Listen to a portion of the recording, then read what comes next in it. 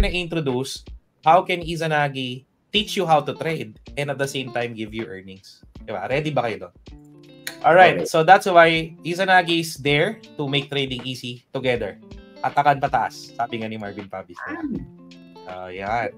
Okay, so bakit muna tayo mag-bot? Bakit tayo gumagamit ng robot?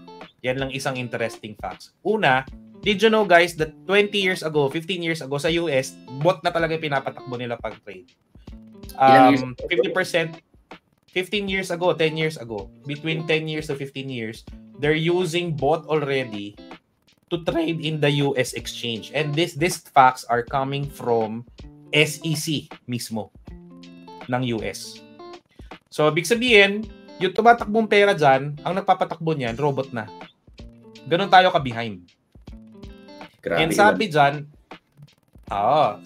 yung perang umiikot dyan every year is around 9.9% or 11 billion in 2020 and projected it would reach $18 billion by 2026. Robot trading ha.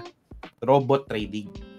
And yung mga nagpapagalaw ng pera sa US guys, 84% is coming from robot trades. So ibig sabihin ngayon pa lang nagma-manual trade ka, hindi ka gumagamit ng robot in the first place. You are obsolete.